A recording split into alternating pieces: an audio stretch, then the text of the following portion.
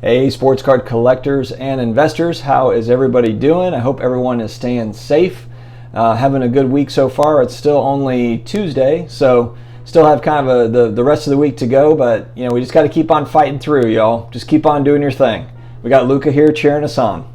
So anyway, today I'm going to go through, actually, you know what? I was on Card Ladder, and the top 3 on Card Ladder actually really interested me. So as opposed to just doing like football cards under $100, baseball card, basketball cards, and so forth.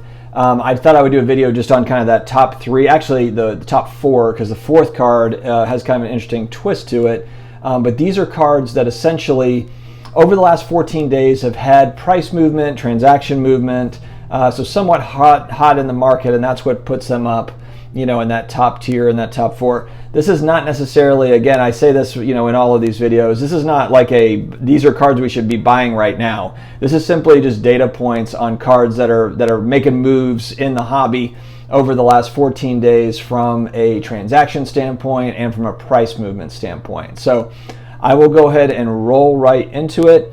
The first card, and again, this is really intriguing because a lot of people, I keep on hearing, especially when I'm saying that I like to buy second year cards, and sometimes I'll get pushback as, I do not understand the second year card craze.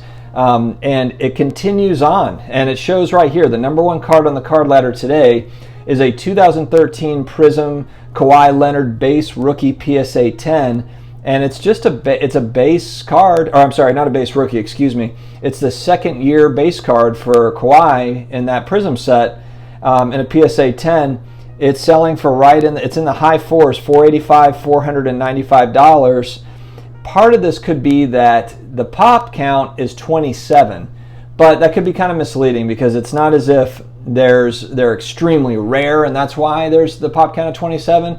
It's literally that people just haven't been sending these in to be graded because it's not a rookie card. Up until the last 6 months, it's really just been kind of rookie cards and inserts and certain things like that. Second year cards of a player being very, very popular is kind of a new phenomenon within this current sports card investing environment. So, but this card literally a week ago was $325. So you're talking, that's a massive hike in the matter of a week. And it kind of follows that, I just think a lot of what's happening is you'll see the LeBron James second year stuff. You see the Tom Brady second year stuff, and it's moving. And so Kawhi Leonard is kind of that quiet, underrated guy that's won 2 championships, might win a 3rd with a different team.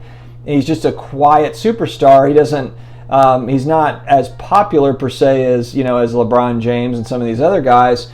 But it doesn't mean he's not just as good. So, I was just surprised to see that second year base card of a player sitting there in that number 1 spot. So that's the first one on the list. The second one on the list, not as surprising, 2018 Optic Luka Holo in a BGS 9.5. This is the rookie card. And again, it's like I should have taken my own advice with some of this because I do buy BGS 9.5. This is a card I've been targeting. And when I look back at the price, it is a little bit out of my price range, but I might have been able to make something happen.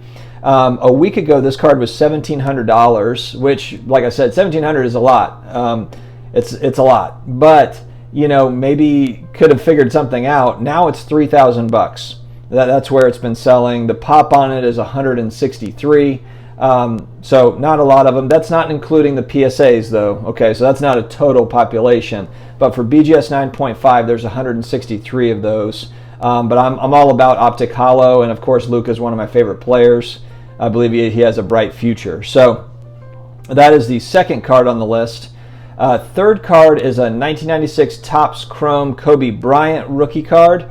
And in a PSA 10, this card 2 weeks ago was $7,000. It is now at $9,800 and probably climbing just the way things have been going. And the population on this one at a PSA 10 is 826. So, not super, super scarce, but it's that Kobe rookie that people want. And then, of course, you look at, LeBron's, Chrome rookie and where that's going, and it kind of makes sense that Kobe's would be, on the move as well. So, and then last but not least, I want to cover, this is just it's a LeBron base card. I actually owned a PSA 8 of this card before and sold it prematurely, of course, like I always do with everything, it seems like. But this is the 2003 Topps LeBron James, just the base Topps PSA 10. 3 days ago, this card was at $3,800. Now it's at $4,950. And you just have to kind of wonder how much of the pricing for this LeBron card, and then also kind of the Luka and the Kobe, how much of that spillover was that giant RPA LeBron sale at $1.8 million, because it kind of setting a new ceiling like that for a card, and it's getting now national attention. We've seen it on ESPN, we've seen it on CNN. Sportscard Live had a great show last night. If you have not seen their YouTube channel, they do amazing interviews every single week, usually a couple interviews a week. Sportscard Live is the name of it. Jeremy runs it. Really good interviews, but they were talking about in last night's episode about that LeBron RPA, the history of it, and he was showing clips of just different news outlets of people and places that have covered it. It was on the Today Show. I mean, it was on. So it wasn't just on just sports shows. I saw it on the Pat McAfee show. He's got a giant audience on YouTube. So this thing is making the rounds, and so you wonder, is institutional money coming into this market, or has it already come into this market? Is more coming? Because now it's got a national spotlight. This is now more. I mean, with this type of a sale and LeBron James commenting on the sale, this is a mainstream deal now. Sports cards are back in the mainstream mindset. And just think if we had the same number. People don't realize this, and for folks that are younger, I'm 39, okay? So I was around during the junk wax era in the late 80s, early 90s. That's really when I started collecting as a kid. And so I remember when print runs were astronomical. But the one thing that is different from today compared to then is there was actually a lot more collectors and investors in the market back in the late 80s and early 90s. People think this is a new phenomenon, and it's really not. Back in those days, there was more people. It was more of a mainstream thing. I think it's when people were figuring out that their Mickey Mantles and their Babe Ruth cards were worth a lot of money in the 80s, and then collectibles as a whole were picking up steam with Beanie Babies and all sorts of different things, comic books. And so this thing has kind of taken hold to where it was more of a mainstream. So my thing is what if that happens again? What if that happens again where, because right now if I call 50 people that I know and I'm like, hey, I'm investing in sports cards, there might be one other one that would say, you know what, so am I.